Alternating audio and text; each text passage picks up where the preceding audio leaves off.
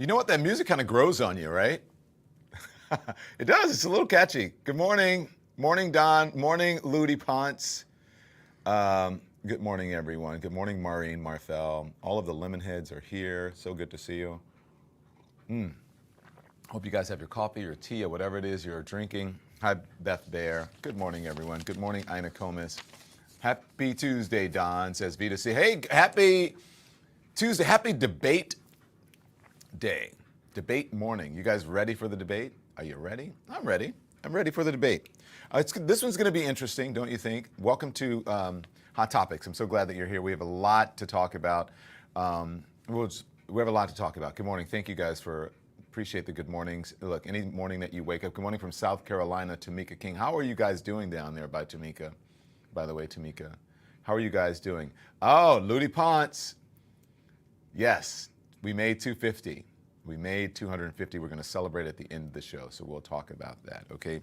But lots to talk about, including what's going on down south with the folks who have been really hit by Hurricane Helene. And then we're going to talk about the port strike that started at midnight last night. And then, of course, this evening, Governor Tim Walz is going to face off against Senator and SOPA enthusiast JD Vance. First and only VP debate. Do you care about the VP debate? Does it really make a difference? Are people going to be watching it thinking, my gosh, the VP, the person who's running for VP didn't answer the question correctly and therefore it's going to affect my vote? Do you care? Do you care? Do you care? Do you care? Okay. Well, let's talk. I told you yesterday that this was going to affect you and that was probably going to happen, and that is the port strike. Approximately 50,000 ILA union longshoremen walked off the job at East Coast and Gulf Coast ports from New England all the way to Texas, starting at 12:01 a.m. last night. I think we do. We have the video of them shutting down when they say, "Hey, everybody, shut down, clock out." I think we had that. But anyway, let's see a report. This is from CNBC, but we have the actual video of them clocking out, saying, hey, we're going on. But here's a CNBC Last night at midnight, report. 45,000 U.S. dock workers walked off the job, launching a strike that has shut down 36 ports along the East Coast and the Gulf of Mexico, threatening to disrupt the nation's supply chain. Joining us right now to provide some data into just how much disruption we're facing is Alan Murphy. He's the CEO and founder of Sea Intelligence. And Alan, we've heard a lot of different numbers. By your estimates, how much does this cost the nation a day? It's incredibly hard to estimate. Various estimates from different economists puts it somewhere between $3 and $5 billion per day. But it's both what does it mean in delayed shipment, what does it mean to higher freight rates. It's all a very volatile game, but certainly it's going to be very, very costly, several $1 billion per day of strike. And that's the fundamental challenge here. We don't know how long a potential strike or how long the strike will potentially last. Well, let's walk through some of the potential timelines on this. What happens if this lasts the first week or two? What are the ramifications we can expect to see? Well, it will certainly be a challenge especially for importers, especially if you have perishable goods moving in refrigerated containers. If they start to fail or they lose power. If you've got bananas, they're supposed to ripen over a certain time. If they spend another week, they start to spoil. Okay, so let's pause there. Week, so if you have perishable goods, you heard what he said. He's absolutely right. That's where it's all going to come in. The longer it goes on, and here's the thing: the union folks. These union workers know that they have the administration over a barrel, especially in an election year, and there's only, 33 days, I believe. Is it 33? Was it 36 yesterday or 34? Anyway, 30 some odd days until the election.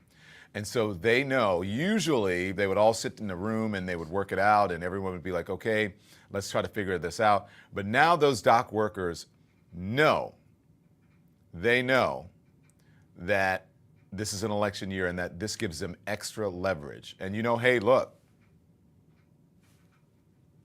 if you have extra leverage or whatever you're going to do, you're going to use it, right?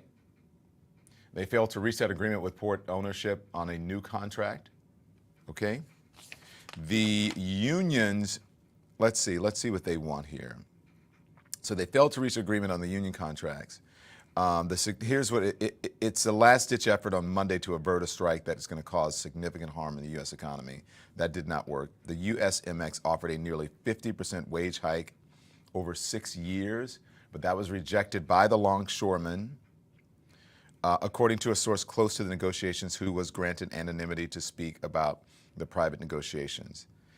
Between 43 to 49% of all U.S. imports, 43 to 49% of all U.S. imports, and billions of dollars in trade monthly move through the East Coast, U.S. East Coast and Gulf ports. Now, it wasn't just there, because I'm hearing folks saying, well, Houston, right?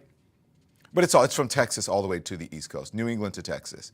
So Houston, everyone, Galveston, like everywhere, all of the ports along the way, those are the folks that are affected. And the longer this goes on, the longer that, the more that it could help the economy. Al Music Alex said Don's boyfriend beat him up. I don't have a boyfriend, I have a husband, and there's no physical violence. So, you know, mind your business. Did your girlfriend beat you up? Did your mama beat you up? I'm just saying. I'm just wondering. Trolls get rolled here. Shauna Ray, an executive at supply chain intelligence firm Fork Heights, says that the strike comes at the worst possible time, with its impact on supply chain congestion to exacerbate the devastation left behind from Hurricane Helene. And here's the thing. This all is, you know, sort of indicative of what happened during the pandemic, right? Remember, we had all of the supply chain disruptions or whatever.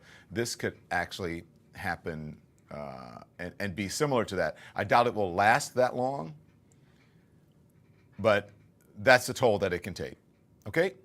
That's the toll that it can take. Dee personally says, I live in Houston and the impact of the strike will hurt us. It's going to help everyone. You're right about that. You're right about that. I love it. Dorks get borked. Thank you, Casual Observer. I appreciate that. So we are following that, and we're going to see what is happening. Meantime, we have that, and then we have what's happening down south. Man, oh man, oh man. That is a problem, what happens down south. China uses automation in their ports. That's something we really need to talk about. Thank you for mentioning that, Stuart Brooks. That's actually true. Right? 250 click. Glad you're on YouTube and not CNN. You feel like family. Thank you, Kathleen Hurd. I appreciate that. Eva Robbie, thank you guys. I appreciate it. 250K. Look, we've only been doing this for a few months, and here we are. So we're very proud of that, and we're very happy. And you know what? You guys have only yourselves to thank for this, because you have helped us build this community. You tell people, hit the thumbs up, hit the thumbs up, hit the thumbs up, which you should be doing now. You tell people to like and subscribe, and I really appreciate it. So let's talk about, man, the devastation from this storm. Hurricane Helene, at least 130 people have died all across 6 states since Helene, which made landfall in Florida, by the way. It was a massive Category 4. It made landfall in Florida. It hit Florida hard, but man, it really tore through the Carolinas, and that's where it was hit the most. Through the Southeast, left millions without power and communications. More than 1.5 million homes and businesses remain without power as of this morning. And then there are countless communities that are literally cut off from the rest of America, currently with no means of contacting authorities for help and no access to roads to leave or seek aid. Now, here's the issue, is how long will this take people to get power back? Because this was devastating, and that's a lot. How long will it take people to get services back? How long will it take people to get water back? How long will it take people for that, to do that? That's the issue. And I've been seeing reports of that there are people, these are reports, and these are social media. So I don't know. I'm sure the folks there locally, if you're there, you know. But I've been hearing, and you can let us know in the comments, Lemonheads, LemoNation. You can let us know. But reports of looting. And people are saying, look, that's not going to happen. And they're taking the situation in their own hands. Now, again, I'm not there. I don't know. It's tough without power for people to sometimes report these things. But that's what social media is saying. And so that's what we're hearing. Here's the thing. You know how they say that never let a good crisis go to waste? The union workers are doing that. And they're doing that to their advantage, and if that works for them, I say, hey, fine, go for it. But you know, it's going to hurt a lot of Americans, so they need to keep that in mind. But the other thing is that Donald Trump never lets a good crisis go to waste that he can lie about. Now, he's out there yesterday just lying, a bold-faced lie, saying that President Joe Biden is doing nothing and that the governors, especially Brian Kemp in Georgia, could not get in touch with him. Here's what he said. This is Donald Trump. With the governor, that governor needs to He's been trying to get them, and I'm sure they're going to come through.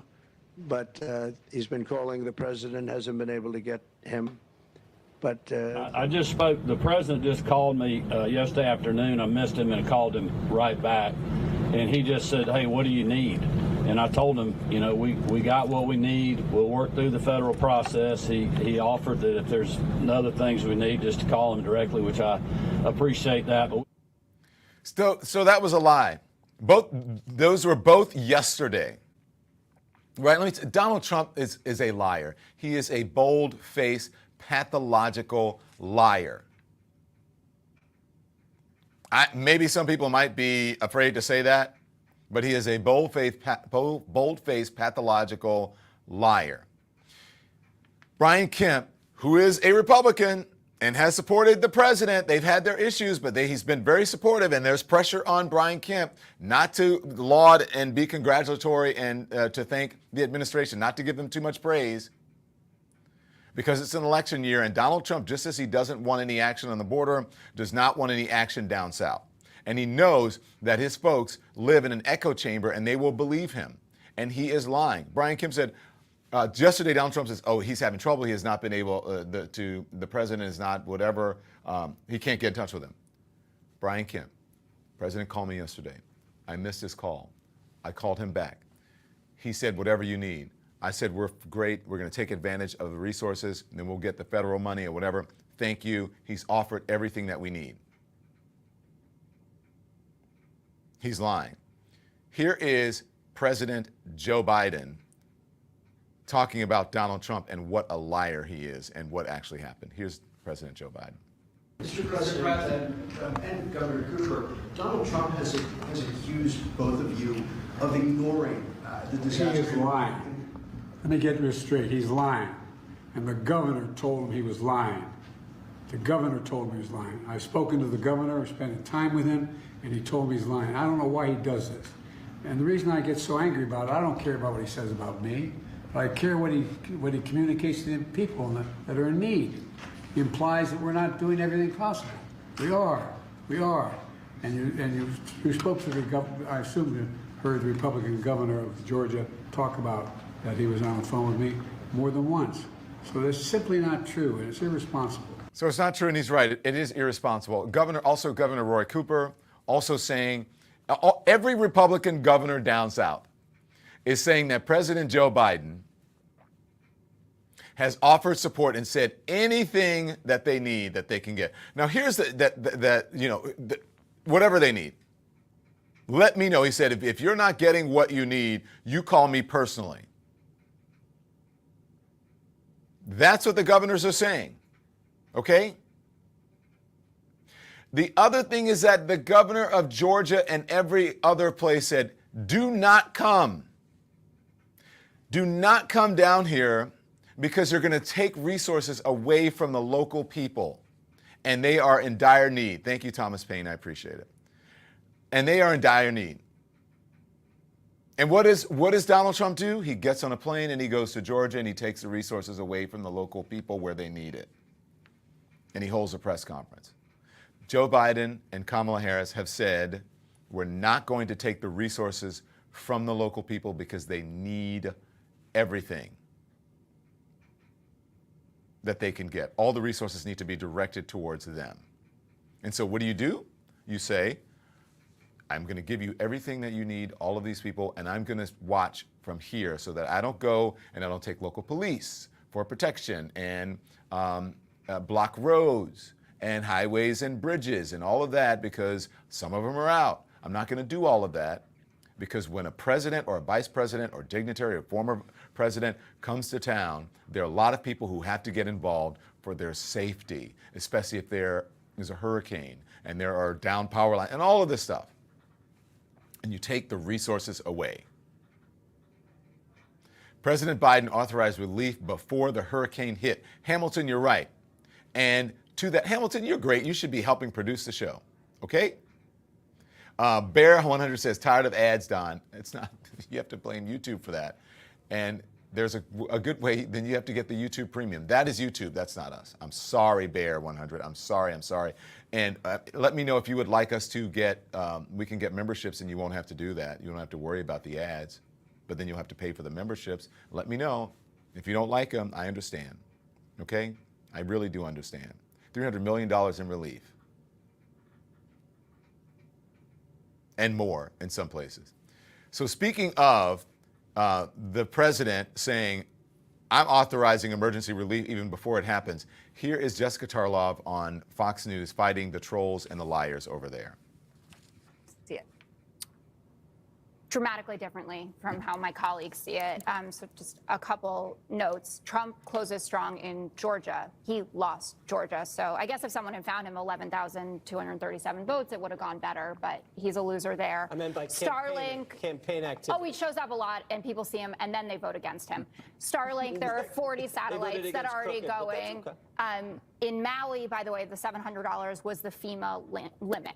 So Donald Trump and his supporters are running the same old tired playbook that they did with Maui and they did with East Palestine. So not only was Joe Biden on top of this, he signed the disaster declarations even before the storms hit to make sure that there would be no delay in goods and services. Donald Trump's social media posts contain blatant lies, like Governor Kemp can't reach the president. Governor Kemp gave a press conference yesterday where he said, I just spoke to the president. He has promised me every single thing that I need. McMaster from South Carolina, also a conservative, getting everything that he wants, and then Roy Cooper as well. And there's only one president that we are talking about who actually has denied relief for one of these states. In 2017, Roy Cooper asked after Hurricane Matthew for a lot of money, and he got 1% of his ask. They denied 99% of what he was asking for after that hurricane came. There are 3,300 FEMA personnel there, 5,500 National Guardsmen from 11 states, and search and rescue from 19 states. That doesn't reduce the devastation of this and how horrific it is, but to say that Joe Biden and Kamala Harris are out to lunch during this, or they're sitting on a beach reclining there, they are clearly giving them what they need. They will be showing up when it is appropriate. And it's different for Donald Trump, who is not in office. He's just a guy trying to be president again to show up and throw some bounty at people versus someone who's actually the commander in chief and doesn't want to distract from what's going on. And as Dana said, Governor Cooper said, I will let you know when it is appropriate for you to come. And same goes for Georgia, South Carolina, Tennessee, all of it. Tennessee also. Thank you. I will let you know when it's appropriate for you to come. Instead, Donald Trump, what? He just gets on a plane and he just goes down there because he wants the photo op. Guys, you guys try to pretend this guy is normal. It's not. They won't be throwing paper towels as casual observer. No, they won't. They're doing something smart. Here is what the vice president is doing. Instead of going to the zone, what do? You thank the people who are actually doing the work, and let's figure out how to do this appropriately. I'll visit FEMA in Washington, D.C. Watch. So good afternoon to everyone. Deputy Administrator Hooks, I thank you and everyone here for their leadership. As I said briefly, I know who is here. I know what you each do. And you are so selfless in the way that you serve our country. And in particular, at times like this, people who are just so desperately in need of help, support, and just knowing that the resources are going to be expedited to them as they need it in their most vulnerable situation, when their families have been at risk, where their homes may have been destroyed, where they lack just basic essential needs. You all do that work around the clock as though these are your family members. I know how you work, and I know how hard you work. So I am here mostly to thank you all for all that you do, everyone who is here and everyone who's on the ground in the region at the moment. Please stop. There you go. That's all you need. That's a leader right there. And guess what? You know, Kamala Harris can't speak without a teleprompter.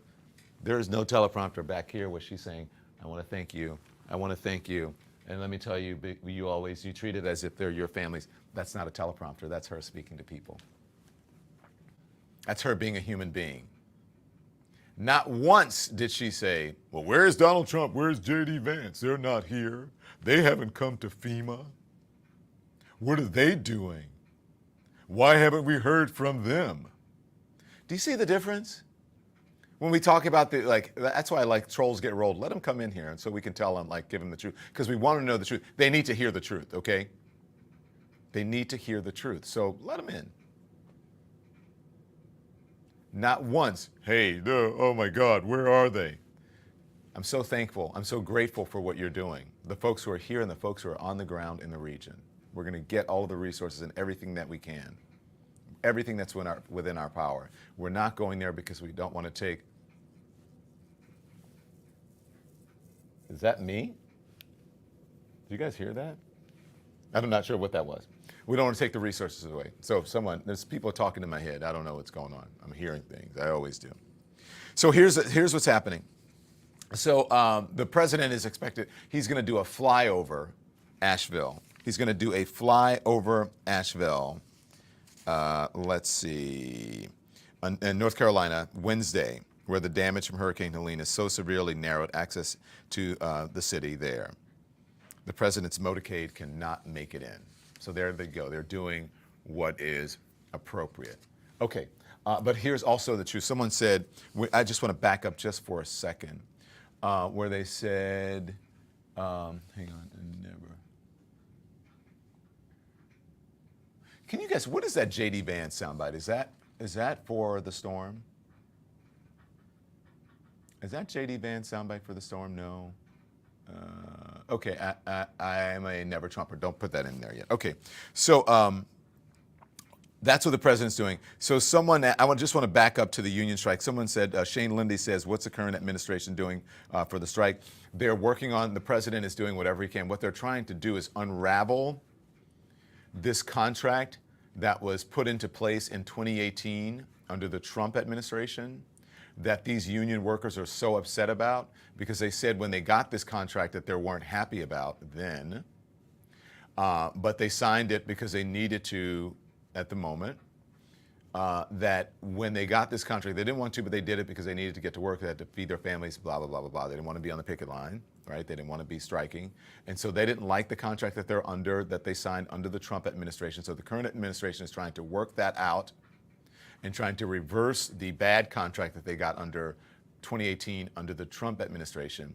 The union, head of the union said, when we signed this contract, the people who were on the other side of this contract, they were making millions, now they're making billions. And so again, the whole idea of helping the billionaires and the rich is playing out through this contract. Donald Trump helped the rich, the billionaires, under the contract. Joe Biden has to unravel it and fix it for these people.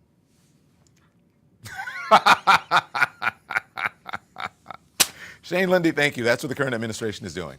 Okay? Trying to fix the bad contract under the Trump administration. So I want to talk about the debate. The vice presidential debate is happening tonight. Are you guys ready for it? Tim Walz and JD Vance are going to face off tonight in the vice presidential debate, the first and only in 2024. The last time, it is what will be the last time the two campaigns square off. Don, you should be press secretary. I know, right? The matchup between Walz, a 60-year-old Minnesota governor, and Vance, a 40-year-old Ohio senator, is being hosted by CBS News, taking place in New York. Again, similar to the other thing, there's no live audience. Walz, you know, is a two-term governor. We know all about that. He is the coach. It's the coach versus the rookie, the coach versus the walk-on, the coach versus the water boy, the coach versus the towel boy. I don't know. Vance is a Marine veteran, author of the best-selling book, Appalachian Family Values, a best-selling memoir, Hillbilly Elegy, in his memoir. That is about Appalachian family values, okay? So that's what's going to happen tonight. Are you worried about it? So let's, I wonder if this is going to come up. This is from the Lincoln Project, and they're talking about what is happening with the debate and the uphill challenge that JD Vance has at this debate, considering his past comments about the former President Donald Trump.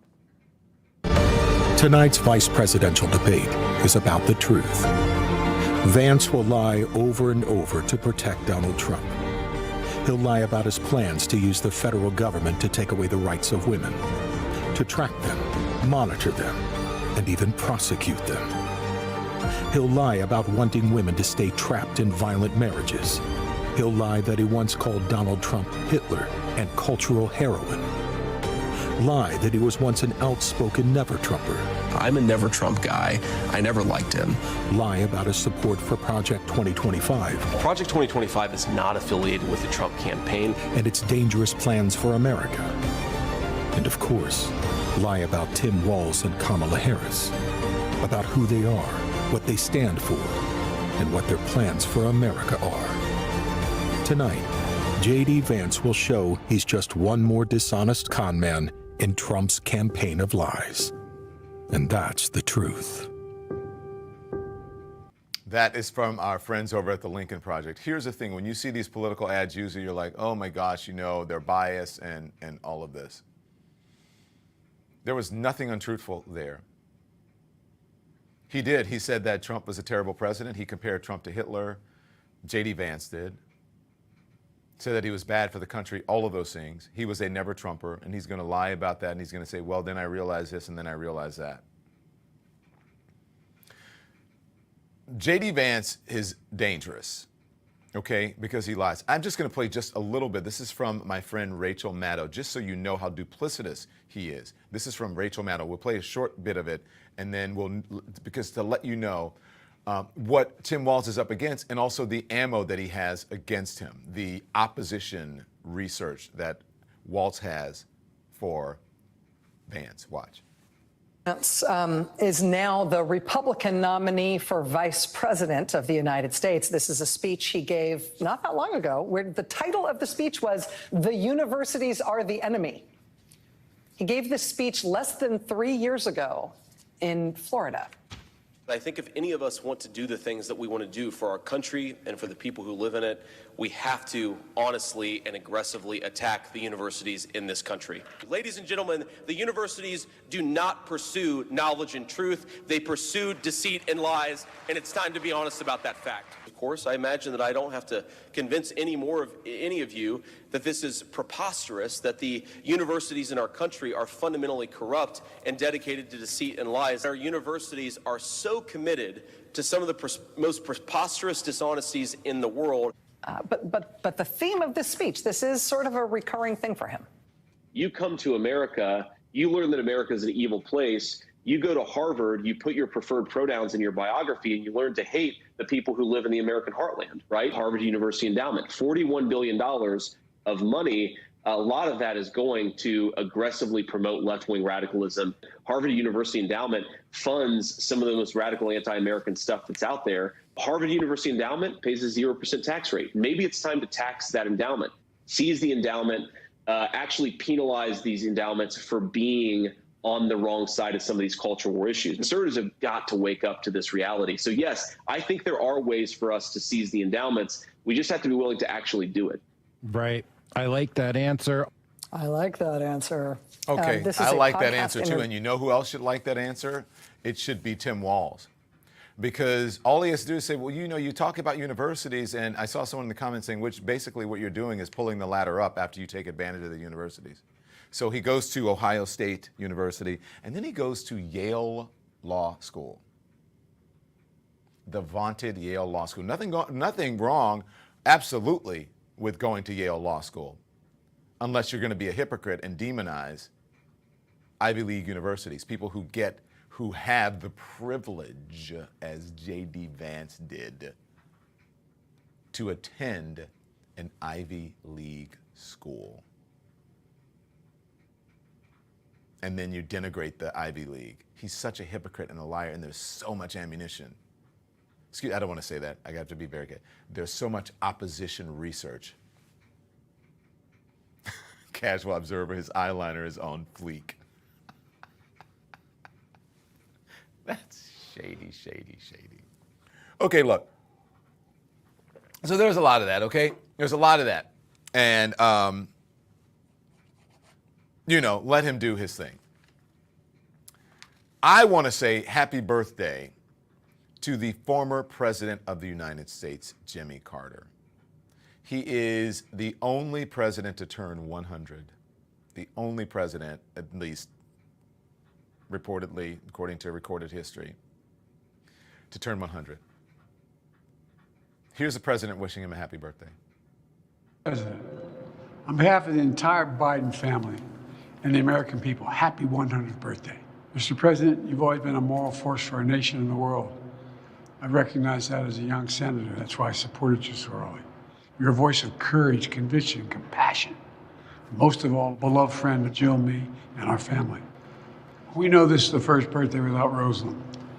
It's bittersweet, but we also know she's always with you. She's in your heart. She'll never go away. She may be gone, but she's always going to be with you. She's always there, and I know you know that.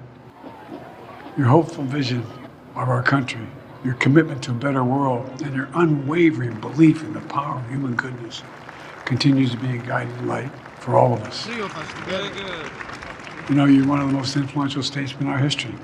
Even after you left office, the moral clarity you showed throughout your career showed through again in your commitment through the Carter Center and the Habitat for Humanity. Resolving conflicts, advancing democracy, preventing disease, and so much more. It's transforming the lives of people not only at home but around the world. Put simply, Mr. President, I admire you so darn much. Oh. Jill and I send to you and your incredible family our love. May God continue to bless you, Mr. President. You've been a good friend. Amen to that. I will say amen to that. Happy birthday, President Carter, 100th birthday. And what a decent and kind human being. I don't know if any of you out there have ever done Habitat for Humanity. Obviously, that was the Carters. That was their initiative. That has helped so many people. I did it when I moved from, I think it was Louisiana or Georgia or somewhere, but I took time off and I did Habitat for Humanity, and it was just a fantastic experience. So thank you for all of your years of service. And I know, same sentiment for your beautiful wife who's no longer with us. So thank you for that. Happy birthday, President Carter. Also, do we have the picture of us, that I sent and I circled just so you guys know? 250,000, there you go, 250,000 subscribers in just a couple of months. We've only been doing this since late March, and 250,000. And so you celebrate every single milestone and every single win in your life. And so this is a celebration to you, Lemonheads. This is a celebration to you, LemoNation, for everything that you have done and to build this community. So now we have 250 more to go. We'll have 500,000, and then from there we're going to go to 1 million, and we'll keep going and going and going. So cheers. Let's celebrate. Make sure you hit the like button, hit subscribe, and I'm going to tell you, I'm off today. I have to run now because the car is waiting. I'm off to, oh, wait a minute. Cheers. Sherry Shepherd Show. So I'm going to go see my friend Sherry Shepherd over at the Sherry Shepherd Show. So check your local listings. And I don't know if it's going to air today. It'll probably air tomorrow or sometime later in the week. But anyways, so I'll see you guys. Thank you. No, congratulations. Don't tell me Linda Fricker. Congratulations to me. Congratulations to you guys, the LemoNation. Thank you, Brittany 101. Thank you, Hamilton. Thank you, Earl Singer. Thanks, everybody in the comments. I'll see you on Live at 5 where we get to answer a lot of your comments. And I'm going to try to get as many as I can today since we have 250,000, and I wonder what you guys are thinking. So I will see you live at 5 o'clock today, and then back tonight. Make sure you tune in tonight. Hit the thumbs up. Make sure you tune in tonight. We're going to air the vice presidential debate live on our channel. We're going to stream it live on our channel. And then immediately following, we are going to have analysis, post-debate analysis. So you'll see the debate live and maybe some light commentary, maybe, but then we may save the commentary for after. Okay, so I just want to say to Simi, thank you for your generous contribution to independent media. Also, Thomas Payne, thank you very much. Simi, thank you, and there were others who sent a wonderful contribution. We appreciate your support to independent media. Have a fantastic day. Enjoy every single moment, guys. One life as far as we know, okay? I'll see you at 5, and then again later on tonight for the debate. Thanks for watching, everyone. Make sure you hit the like button and subscribe. It really affects the algorithm, and we appreciate it. It helps us out. If you want to subscribe, right here on the top right, and if you want more content right here on the bottom right. Just click right here. Also, we go live every day at 10 a.m. for about an hour or maybe even more with the day's hot topics. And then we go live again at 5 p.m. with Lemon Live at 5, where we talk to you, the subscriber. We read your comments and we interact with you. So there's plenty of content for you. Make sure you check it out.